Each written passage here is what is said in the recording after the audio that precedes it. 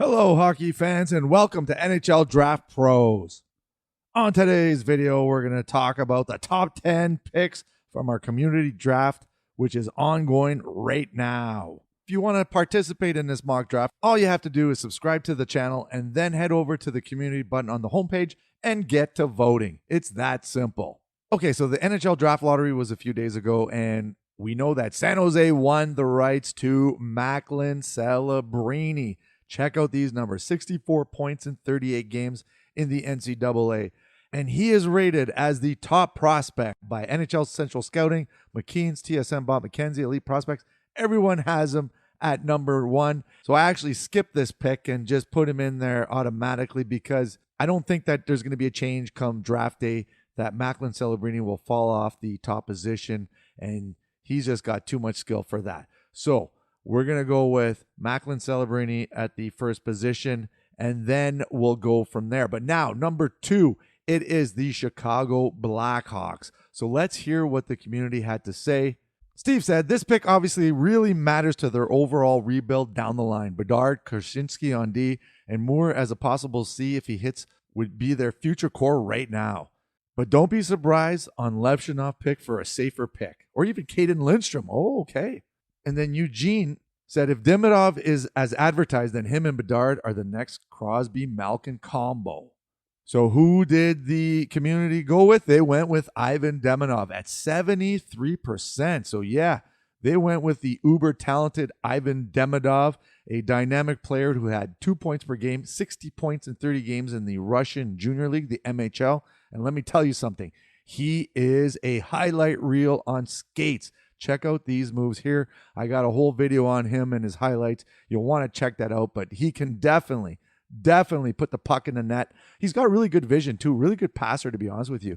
So he's got that stick handling, but also not afraid to dish it off. So you love to see that in a forward, especially an offensive forward. So we got Macklin Celebrini at 1, Ivan Demidov at 2.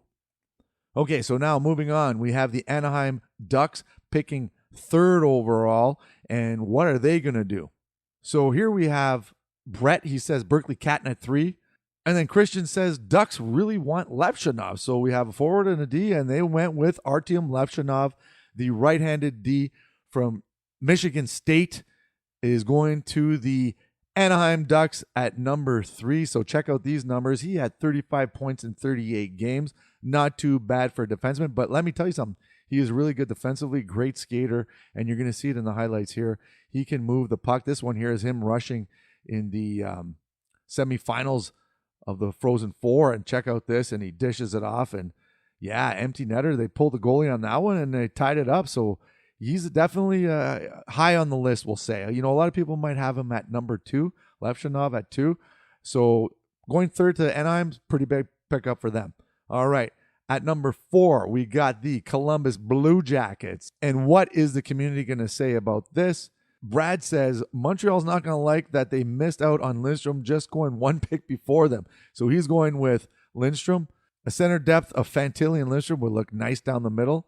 Dang Schnizzle says, while they probably should go Lindstrom, there's a good chance they might go Silyaev. All right. So a couple different opinions here. And what did the community go with? They went with Caden Lindstrom. Yes, the big power forward out of Medicine Hat. And check out these numbers. He had 46 points in 32 games before he got injured, right in the middle of the season. But he can definitely put the puck in the net. And here he is in the slot, you're going to see. So he's a big power forward, really good skater. Has obviously some scoring touch when you end up with almost a goal a game. And the WHL, which is really impressive to say the least. And he has climbed the rankings in a big way this season.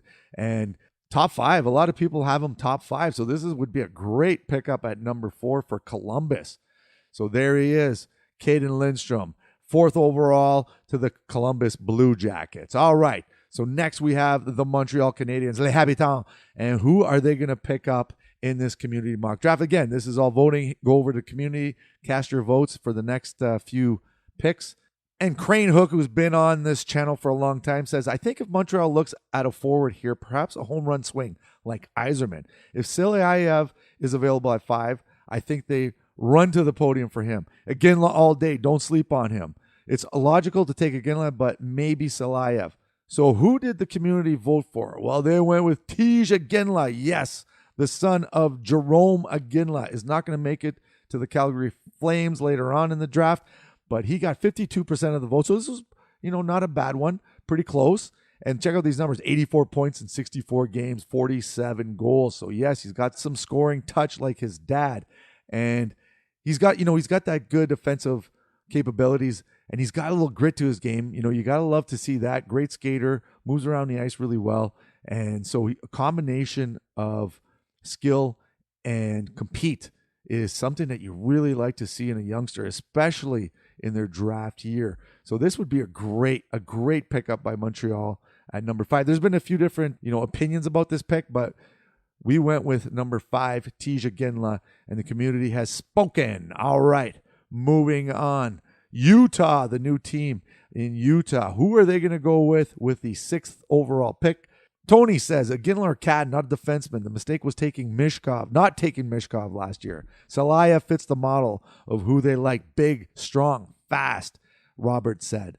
And Chad says, Zeev is built for the region, an All-American with a dream worthy of the cornerstone tag. All right, and the votes went in, and they actually went with a defense, but this time Anton Salaya, 55% of the vote. So that's a pretty good chunk right there. And what they end up with is a big, mobile, two-way defenseman. Not too much offensive upside, although Salayev did start the season getting 11 points in his first 20 games or so, which was unheard of, but then he petered out by the end. So anyways, Anton Salayev, he's going 6th overall to the new Utah NHL franchise. Okay, so now moving on, the Ottawa Senators, and they got the 7th overall pick, and who are they going to go with? So Alkamilk says, I think they should take a shot on Yzerman. A right-handed D like Parekh wouldn't be bad either. Parekh or Dickinson. Dickinson is a better defender, but Parekh addresses a positional need. You take Catton here, you go best positional available. You never draft by positional need. All right, who they went with? Zane Parekh, 46%. The offensive dynamo out of Saginaw. 96 points in 66 games. What? Yeah, he can definitely address a positional need here. An offensive defenseman like Parekh is unreal. And now, you know what? They're going to be in the Memorial Cup coming up starting this weekend. So we're going to get to see if, how he fares against the top junior kids in Canada. So Zane Parekh, number 7 to the Ottawa Senators. Now is Seattle, the Kraken. They got the 8th pick, and here are some comments. Christian says, this one has to be Dickinson, though I wouldn't be shocked to see Bouillon be taken. Catton makes the most sense, the best forward left. I'm good with Dickinson or Bouillon. So, you know what? A bunch of defense, some forwards possibly. Who did the community go with? They went with Zeev Bouillon, 48%.